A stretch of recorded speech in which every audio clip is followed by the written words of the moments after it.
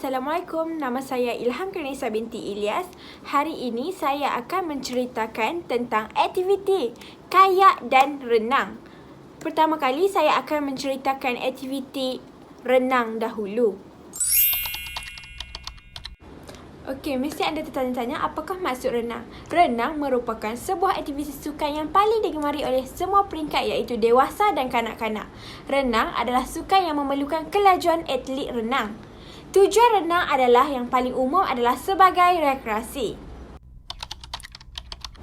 Okey, seterusnya saya akan menceritakan kepada anda semua tentang kepentingan berenang.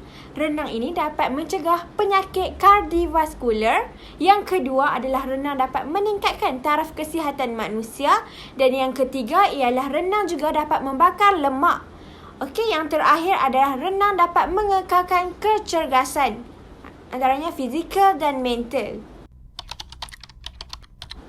6 peralatan dan aksesori ketika berenang. Antaranya ialah ting, ting, ting, ting, ting, ting. Kemudian saya akan menceritakan tentang prosedur keselamatan ketika di dalam kolam renang. Yang pertama adalah kita hendaklah mengetahui kedalaman kolam renang di setiap sudut kolam.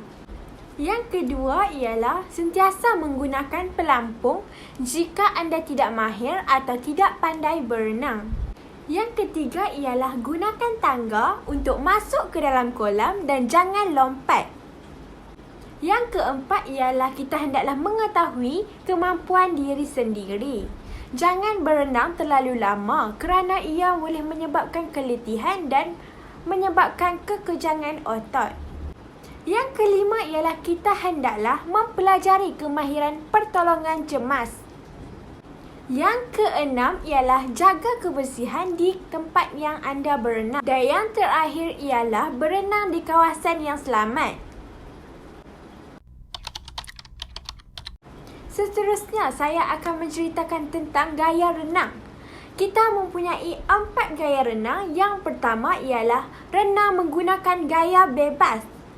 Yang kedua ialah gaya kuak dada. Yang ketiga ialah gaya kuak belakang. Dan yang terakhir adalah gaya kupu-kupu. Kemudian kita mempunyai 4 kemahiran asas renang. Antaranya ialah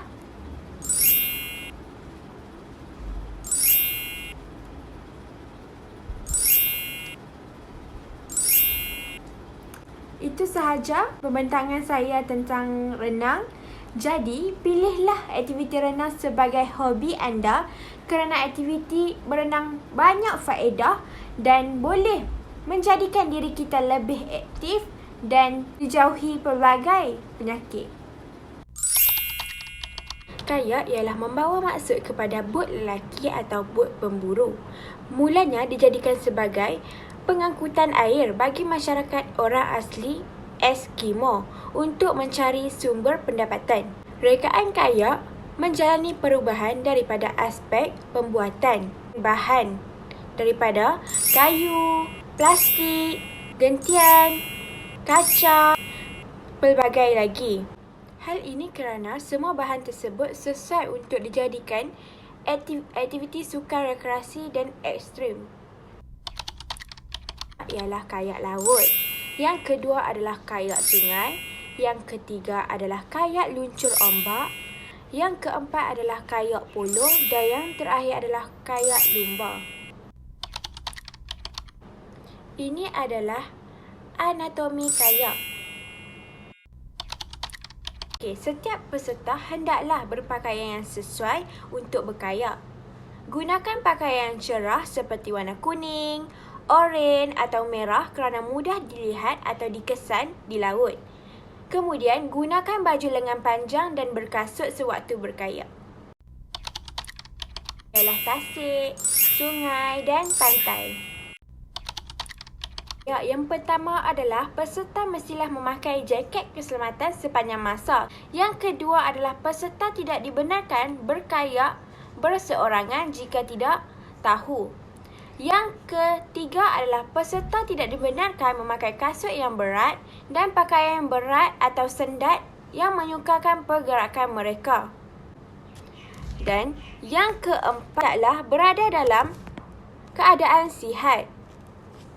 Yang kelima adalah setiap peserta perlu ada whistle. Dan yang keenam adalah gunakan sarung tangan jika perlu. Dan yang ketujuh adalah sebelum memulakan aktiviti, semua peserta perlu membuat warming up. Dan yang terakhir adalah botol air dan lain-lain keperluan perlu diikat pada kayak. Ini adalah contoh peralatan ketika berkayak. Contohnya pedal, helmet, kokpit dan lain-lain. Jadi sebelum memulakan aktiviti berkayak, kita hendaklah memastikan diri kita memakai pakaian yang betul dan mengikut segala keselamatan dan prosedur yang telah ditetapkan. Jadi, jika anda suka aktiviti lasak, anda boleh mencuba aktiviti berkayak. Okey? Bye!